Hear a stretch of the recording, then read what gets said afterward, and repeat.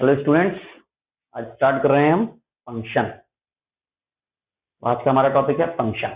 ठीक है, इस फंक्शन को समझने के लिए, इसके कंसेप्ट को जानने के लिए हम एक एग्जांपल लेते हैं। एग्जांपल है हमारे पास y equals to x square.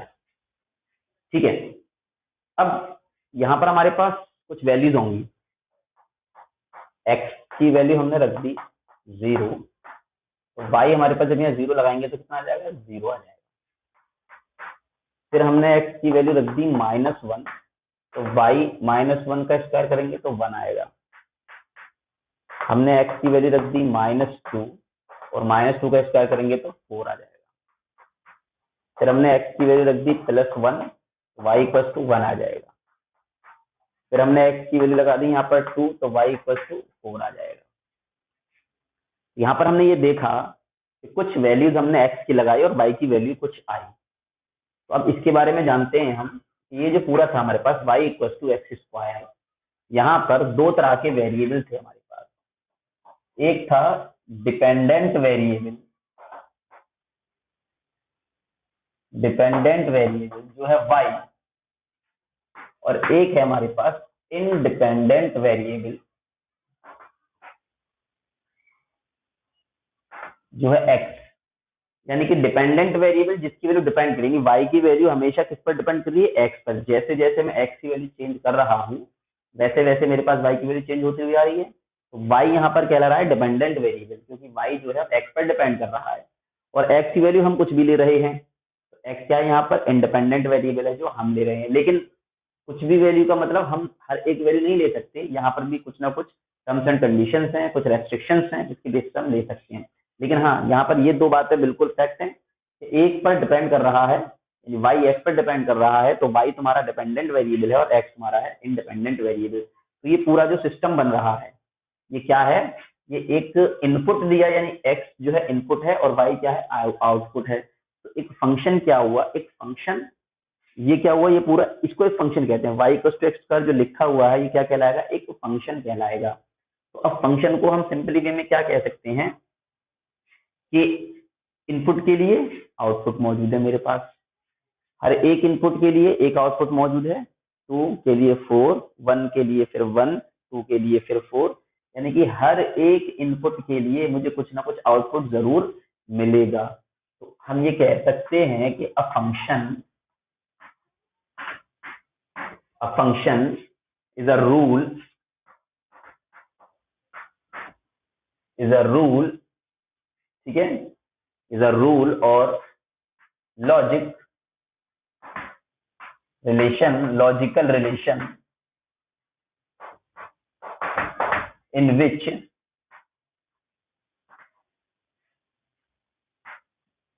each input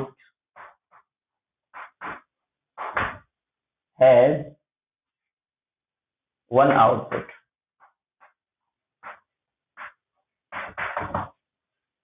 इसमें क्या होता है? हर एक इनपुट के लिए कुछ ना कुछ आउटपुट मौजूद होता है। ठीक है, हर एक इनपुट के लिए कुछ ना कुछ आउटपुट हमारा मौजूद होना चाहिए। तो ऐसे रिलेशन को, ऐसे लॉजिक को, ऐसे एक्शन को हम क्या कहते हैं? फंक्शन कहते हैं। ये एक जनरल एग्जांपल से हम समझ पा रहे हैं। ठीक है, यहाँ पर y equal to x square है, तो y पर x पर मैं कुछ भी रख दूं, मुझे y की कुछ ना कुछ वैल्यू मिल जाएगी। मिलेगी नहीं मिलेगी? तो ये क्या कहलाएगा? ये एक फंक्शन कहलाएगा। तो फंक्शन का मतलब क्या हुआ? इनपुट और आउटपुट के बीच का एक रिलेशन हो गया। ये एक मैपिंग भी बनाएगा। इस तरह से अगर हम बना देंगे 0, -1, -2, 1 और 2, 0, 1, 2, 3, ऐसे 0, 1, 2, 3, 4, 2 के लिए 4 है, 1 के लिए 1 है, 0 के लिए 0 है, फिर 1 के लिए 1 है और 2 के लिए फिर 4 है। तो इस तरह से क्या है हमारे पास? हर एक इनपुट के लिए आउटपुट मुझे मिल रहा है। तो इस तरह का मैप, ये क्या कहलाता है? इसे मैपिंग भी कहते हैं, रिलेशन भी बन रहा है ये। तो अभी इससे पहले तक हमने जो रिलेशन पढ़े थे वो रिलेशन ही फंक्शन बनते हैं। अभी समझेंगे हम इस चीज को। ये तो हम जनरल एक व्यू दे रहे हैं, तो मैं समझा रहे हैं, कंसेप्ट समझा रहे हैं कि फंक्शन का कंसेप्ट क्या है।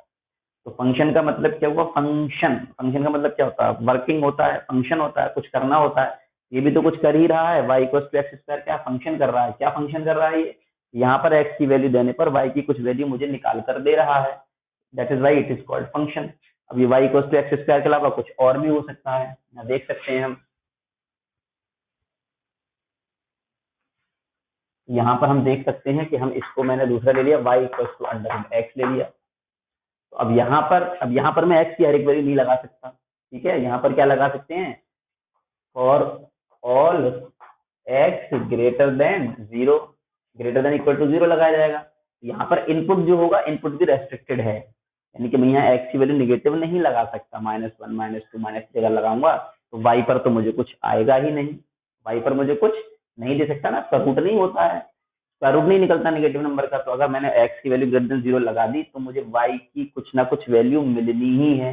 यहाँ पर भी एक लॉजिक है, ठीक है, एक रूल है, लॉजिकल रिलेशन है, जिसमें इनपुट आउटपुट से जुड़ा हुआ है, ठीक है, इनपुट या आउटपुट डिपेंड्स ऑन इनपुट या output related to input in some way, जो आउटपुट है वो किसी ना किसी मेथड से इनपुट से जुड़ा हुआ है। तो अब आउटपुट इनपुट कैसे जुड़ा हुआ है, यहाँ पर रूट के जरिए जुड़ा हुआ है, क्या है, स्क्वायर रूट के जरिए जुड़ा हुआ है, ये स्क्वायर रूट फंक्शन है यहाँ पर, ठीक है। वहां पर क्या था, स्क्वायर के जरिए जुड़ा हुआ था, ये पॉलिनोमियल के जरिए जुड़ा हुआ था, ये पॉलिनोमियल फंक्शन हो गया ये हमारे पास। इसी तरह से अगर मैंने y equal to sine x लिख दिया, तो यहाँ पर जो x है या y जो है वो x से किस रिलेशन से जुड़ा हुआ है, ट्रिग्नोमेट्री रिलेशन से जुड़ा हुआ है, साइन कॉस टेन, तो ट्रिग्नोमेट्री रिलेशन से जुड़ा हुआ है, इसलिए इसको हमने कह दिया ट्रिग्नोमेट्रिक फंक्शन। क्या कह दिया, इसका नाम है सब फंक्शन, फंक्शन का मतलब x की वैल्यू y की वैल्यू से किस तरह से रिलेटेड है, किस तरह से जुड़ी हुई है, क्या उसमें रिलेशन है, तो इसको क्या बोल रहे हैं हम, साइन फंक्शन, यानी कि कॉस फंक्शन, टेन फंक्शन, मतलब आ जाएगा ट्रिग्नोमेट्रिक फंक्शन, यानी ट्रिग्नोमेट्रिक फंक्शंस हो गई है, ट्रिग्नोमेट्री की टर्म में y और x जुड़े हुए हैं, ठीक है। इसी तरह से अगर हमारे पास ये हो जाता है y equal to e raised to the power x, अब y और x यहाँ पे भी रिलेटेड है एक दूसरे से, तो इनका लॉजिक लेकिन क्या हो गया, अब चेंज हो गया, इनका लॉजिक अब क्या हो गया, इनका लॉजिक बन गया हमारे पास ई की पावर वाला, यानी कि ये बन गया हमारे पास एक्सपोनेंशियल फंक्शन, क्या बन गया ये हमारे पास, एक्सपोनेंशियल फंक्शन हमने कह दिया। तो इस तरह से जैसे जैसे ये एक्स और वाई के बीच का रिलेशन आता जाएगा, इसका नाम चेंज होता चला जाएगा, ठीक है, जिस वे में ये जुड़ेंगे आपस में, लेकिन क्या है, फंक्शन क्या है, एक रिलेशन ही है, जहाँ एक्स और वाई आपस में एक दूसरे से क्या है, रिलेटेड है, ठीक है। यहाँ पर भी एक्स और वाई का रिलेशन है रूट में, यहाँ पर भी एक्स और वाई का रिलेशन है साइन के साथ यानी ट्रिग्नोमेट्री के साथ, यहाँ पर भी एक्स और वाई का रिलेशन है ई की पावर के साथ। तो ये सब क्या है, ये फंक्शन है जहां पर एक वेरिएबल दूसरे वेरिएबल से रिलेटेड है किसी ना किसी लॉजिक के जरिए, यदि कुछ इनपुट देंगे तब हमें थोड़ा कुछ ना कुछ आउटपुट, यहाँ पर एक्स लगाएंगे वाई कुछ और आएगा, यहाँ पर एक्स लगाएंगे वाई कुछ और आएगा, यहाँ एक्स लगाएंगे वाई कुछ और आएगा, यानी कि हर जगह लॉजिक चेंज हो रहा है, लॉजिकली जो रिलेशन है वो चेंज हो रहा है, लेकिन तरीका वही है, input output, input output. For every input we have some output, हर एक इनपुट के लिए हमारे पास कुछ ना कुछ आउटपुट जरूर मौजूद होता है, तो ऐसे रिलेशन को हम क्या कहते हैं, फंक्शन कहते हैं। क्लियर हो गई वाली बात। अब हम चलते हैं अपने मेन डेफिनेशन की तरफ, व्हाट इज फंक्शन, ये हमने एक चीज समझा दी कि ये चीजें हमें इसमें पढ़नी होंगी, इस तरह से हमारे पास वैल्यूज आएंगी जिसको हम फंक्शन कहेंगे। अब बात आएगी कि फंक्शन क्या है, तो कोई नई चीज नहीं है फंक्शन, कोई भी इक्वेशन लिखी होगी वो फंक्शन होगा, कोई टर्म लिखा होगा वो फंक्शन होगा, साइन एक्स लिख दिया फंक्शन हो गया, एक्स स्क्वायर लिख दिया फंक्शन हो गया, एक्स क्यूब लिख दिया मैंने फंक्शन हो गया, ठीक है, हमने लिख दिया एक्स स्क्वायर प्लस ये भी फंक्शन है, हमने लिख दिया 2x प्लस 3 ये भी फंक्शन है, हमने लिख दिया sine x plus cos x function हो गया एक, हमने लिख दिया ए की पावर एक्स प्लस 5 फंक्शन हो गया ये सब क्या है, ये फंक्शन है। यहाँ पर x लगाएंगे कुछ वैल्यू मिलेगी, x लगाएंगे कुछ वैल्यू मिलेगी, x लगाएंगे कुछ ना कुछ वैल्यू हमें मिलेगी, तो ये सब क्या है, फंक्शन है जहां पर वेरिएबल डिपेंडेंट और इंडिपेंडेंट एक दूसरे से जुड़े हुए। ठीक, अब आगे बढ़ते हैं, थोड़ी सी डिटेल में समझते हैं हमने फंक्शन को। तो फंक्शन हमने पढ़ा था रिलेशन, रिलेशन में हमने ये पढ़ा था कि हमारे पास दो सेट होंगे ए और बी, और उनके Cartesian product A cross B का जो सबसेट आएगा वो रिलेशन आएगा। अब कोई भी रिलेशन फंक्शन कहलाएगा, कब कहलाएगा, तो देखो a relation from set A to set B is said to be a function if, यानी कोई भी रिलेशन है मेरे पास ए से बी तक में, दो सेट हैं, वो फंक्शन कहलाएगा। कब कहलाएगा? पहला, every element of set A must be related to some element of B.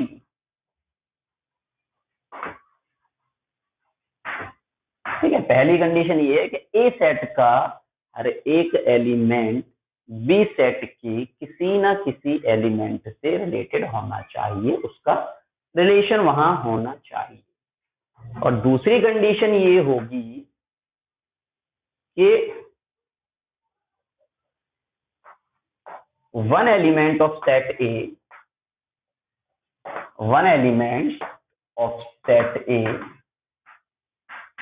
Can not be related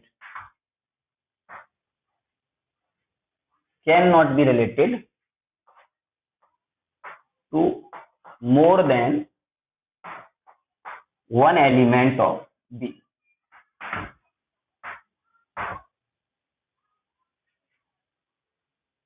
कोई एक एलिमेंट जो है सेट ए का, वो सेट बी के एक से ज्यादा से रिलेट नहीं कर सकता, है ना, एक से ज्यादा से रिलेट नहीं कर सकते। दो कंडीशन फुलफिल करेगा, वही रिलेशन क्या कहलाएगा, हमारे पास फंक्शन बन पाएगा। ये मैपिंग कह सकते हैं हम इसको। ठीक है, मैप का मतलब जो हम डायग्राम बना के करते हैं, दो सर्किल बना के वही वाला सिखाएंगे। सर्किल से समझेंगे पहले, उसके बाद में चीजें समझाएंगे आपस में। तो दोनों कंडीशन समझ लेंगे, या हम ये कहते हैं a function from set A to set B is a rule. Function क्या होता है? सेट ए से सेट बी पर कोई भी मैपिंग जो है वो फंक्शन होती है, या सेट ए से सेट बी पर एक रूल होता है। ऐसा रूल होता है कि ए सेट के हर एक एलिमेंट का बी सेट के किसी ना किसी एलिमेंट से रिलेशन होना चाहिए। या हम ये कह सकते हैं कि सेट, इसको दूसरे लैंग्वेज में ऐसे लिख सकते हैं कि no two or more elements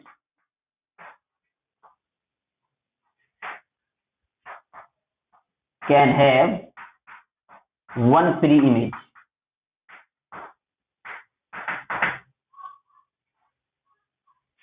element of set, चलो इसको दोबारा समझाएंगे, इसको अलग से समझाएंगे, पहले इसको समझो। अब एक चीज और समझेंगे, सेट ए के और सेट बी के दो अलग अलग एलिमेंट होंगे हमारे पास। तो अब हमें ये दोनों ही कंडीशन समझ लेनी है। पहले इनको कंडीशन को समझ लेते हैं, है ना। तो अब इसको मैं समझाते हैं। हम पहला एग्जाम्पल हमने लिखा है,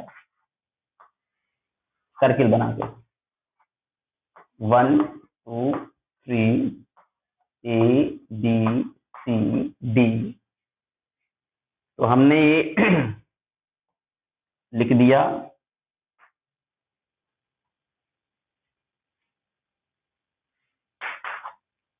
दूसरा,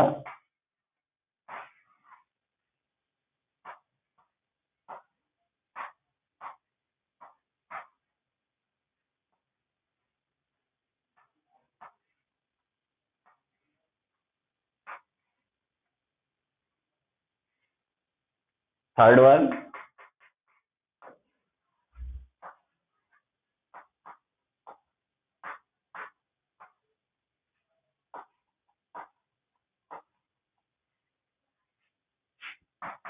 फोर्थ,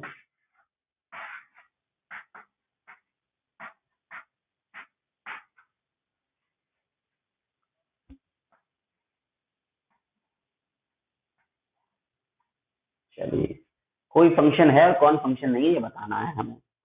तो देखो, पहली कंडीशन, हर एक एलिमेंट सेट ए का रिलेटेड होना चाहिए सेट बी के किसी ना किसी एलिमेंट से। तो यहाँ पर देखो 1 बी से रिलेटेड है, 2 सी से रिलेटेड है, लेकिन 3 तो किसी से रिलेटेड है ही नहीं है। और कंडीशन ये कहती है एवरी एलिमेंट ऑफ सेट ए का हर एक एलिमेंट रिलेटेड होना चाहिए। तो कहने का मतलब ये हुआ, अगर मुझे ऐसे सर्किल वाले कहीं पर भी डायग्राम दे रखे हैं, सर्किल वाली मैपिंग दे रखी है, तो उन सर्किल वाली मैपिंग में मुझे ये देखना है कि सेट ए का हर एक एलिमेंट जुड़ा है या नहीं जुड़ा। यहाँ पर तो जुड़ा नहीं है, तो ये तो फंक्शन होगा ही नहीं। पहली ही कंडीशन फुलफिल नहीं हो रही है इसमें। सेकंड में चलते हैं। तो देखो हर एक एलिमेंट, पहले वाला यहाँ से जुड़ा है, ये पहले वाला भी जुड़ गया, दूसरे वाला भी जुड़ गया, तीसरे वाला भी जुड़ गया, यानी पहली कंडीशन तो फुलफिल है कि every element must have a relation. तो हर एक एलिमेंट का मुझे रिलेशन मिल गया सेट ए के। अब दूसरी कंडीशन में कह रही है one element of set A can not be related to more than one element of B. एक जो है वो एक से ही जुड़ा होना चाहिए, है ना। तो ये एक जो है वो दो से जुड़ रहा है, डाइवर्ज हो रही है लाइट रे, भाग रही है, रेज जो है ना भाग रही है। ये रेज जो हमने निकाली है कैसी है, भाग रही है अलग अलग, डाइवर्ज कहते हैं इसे। ऐसी नहीं बन सकती। क्या कह रहे हैं condition, one element of set A can not be related to one और more than one element of B. ठीक है, more than one element of B. अब बी के एक से ज्यादा से क्यों रिलेट करेगा, नहीं कर सकता। देखो वन जो है बी से भी कर रहा है और वन जो है सी से भी कर रहा है, ये पॉसिबिलिटी नहीं आएगी, तो ये भी रिलेशन नहीं बनेगा। इसमें दूसरी वाली कंडीशन फुलफिल नहीं हो रही है।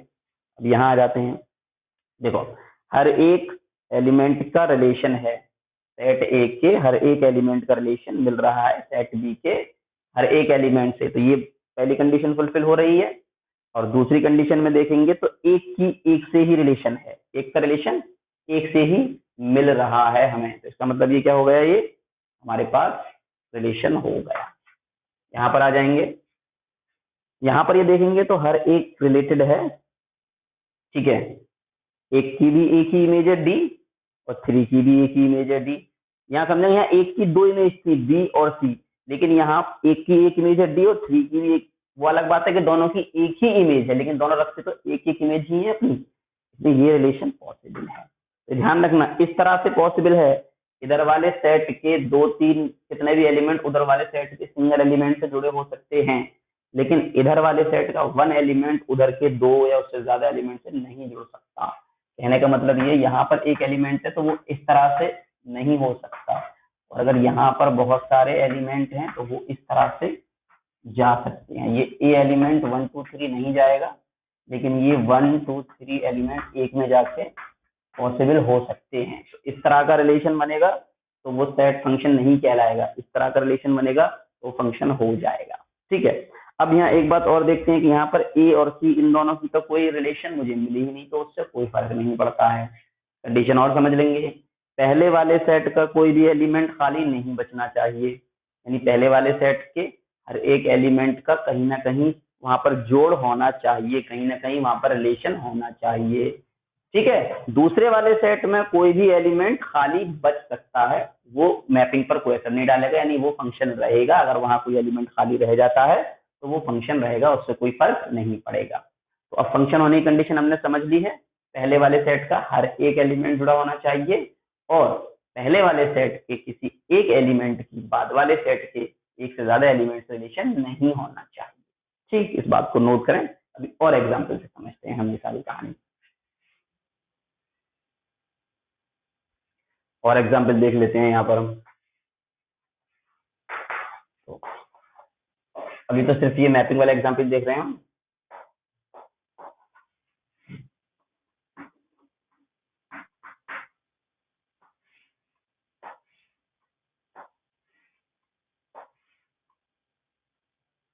अब ये हमारे पास इस तरह से मैपिंग है, तो ये फंक्शन है या नहीं, वही चीज देख लेते हैं। हर एक एलिमेंट जुड़ा हुआ है, यानी हर एक एलिमेंट का उधर रिलेशन मुझे मिल रहा है। ठीक, एग्जैक्टली पता है हर एक एलिमेंट का मुझे उधर क्या मिल रहा है, रिलेशन मिल रहा है। अब दूसरी कंडीशन, एक की इमेज एक ही है, एक की इमेज एक ही है, एक की इमेज एक ही है, एक की इमेज एक ही है, करेक्ट है। ये क्या है, हमारे पास रिलेशन है। अगर इसी को मैं इस तरह से लिख देता,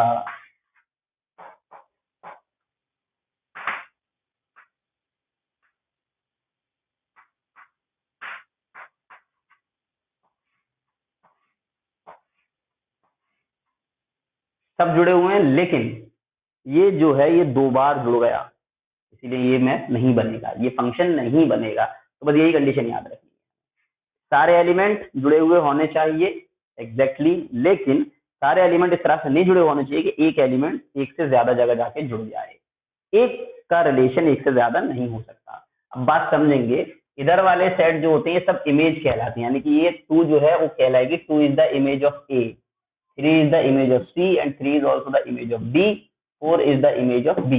ये क्या कहलाते हैं? इमेज कहलाते हैं। और ये क्या कहलाते हैं? Pre image. A is the pre image of 2, B is pre image of 4।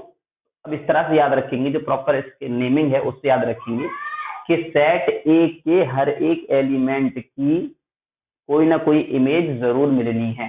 Set ए के हर एक एलिमेंट की कोई ना कोई इमेज मुझे जरूर मिलनी है। दूसरी कंडीशन, सेट ए के किसी एक एलिमेंट की कभी भी दो इमेज नहीं मिल सकती है। यहाँ पर देखो 2 की दो इमेज मिल रही है, 2 की इमेज वो ए भी है और 2 की इमेज सी भी है, जो पॉसिबल नहीं है। बात समझ में आ रही है? तो यानी कि सेट बी के किसी एलिमेंट, एक एलिमेंट की एक से ज्यादा प्री इमेज हो सकती हैं। देखो 3 की दो प्री इमेज हैं, सी और डी। तो प्री इमेज एक से ज्यादा हो सकती है, लेकिन इमेज एक से ज्यादा नहीं हो सकती। जैसे यहाँ पर था 2 की इमेज दो मिल रही है, यहाँ पर ए और सी, नॉट पॉसिबल, ये नहीं होने देना है, ये फंक्शन नहीं होगा। 3 की दो प्री इमेज मिल रही है, ये पॉसिबिलिटी है। ठीक है, पहली कंडीशन। दूसरी कंडीशन याद रखेंगे कि इस वाले सेट के अगर एलिमेंट बिना रिलेटेड हैं तो कोई फर्क नहीं पड़ता। कभी ये सोच लें कि यहाँ पर तो 4, 5 और 1 ये तो रिलेटेड है ही नहीं, तो इसका मतलब ये फंक्शन नहीं हुआ, ऐसा नहीं है, ये फंक्शन होगा। लेकिन इस वाले सेट का अगर कोई भी एलिमेंट ऐसा बच गया जिसको इमेज नहीं मिली, ये इसको इमेज नहीं मिली, तो अब ये फंक्शन नहीं बनने वाला, it is not a function, क्योंकि इसे तो कोई इमेज मिली ही नहीं। जबकि कंडीशन ये कह रही है कि each and every element of set A must be related to some element of set B. तो ये फंक्शन है या नहीं वाली कंडीशन आ गई।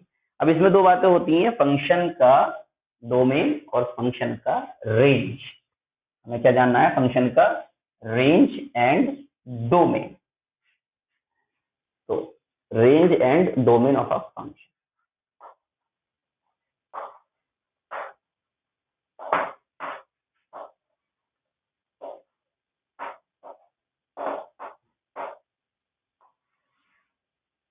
Range and domain of a function कैसे फाइंड करते हैं? किसी भी फंक्शन का रेंज या किसी भी फंक्शन का डोमेन कैसे लिखते, कैसे हैं, पहले ये जानेंगे हम।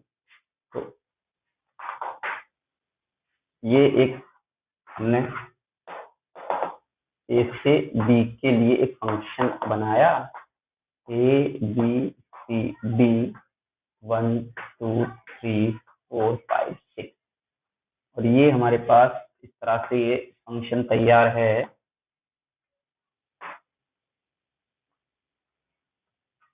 ठीक, ये फंक्शन हमारे पास तैयार है। अब फंक्शन है तो इसमें डोमेन क्या होता है? डोमेन का मतलब होता है set of set A. Domain का मतलब क्या होता है? सेट ए। सेट ए के सारे एलिमेंट जो आएंगे वो डोमेन कहलाएगा।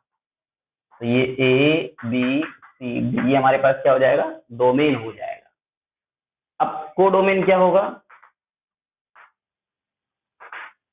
कोडोमेन होगा हमारे पास set B. Set B related है या नहीं, सारे एलिमेंट लिखने हैं सेट बी। ये क्या है हमारे पास? सेट बी है। तो सेट ए है डोमेन और सेट बी है कोडोमेन। अब बात आती है रेंज की। तो रेंज का मतलब होगा, रेंज का मतलब सेट बी के वो सारे एलिमेंट जो सेट ए के एलिमेंट से रिलेटेड हैं। अब रेंज में मैं सिर्फ सेट बी के एलिमेंट रखूंगा, रेंज कहां से निकलेगी? रेंज निकलेगी सेट बी के एलिमेंट से। तो सेट बी के सिर्फ वो एलिमेंट 2 3 एंड 4 यही तो रिलेटेड है, तो रेंज में आ जाएगा 2 3 एंड 4। बस यही एलिमेंट रिलेटेड है सेट ए से, बाकी सब रिलेटेड नहीं है। तो रेंज कहां से आई?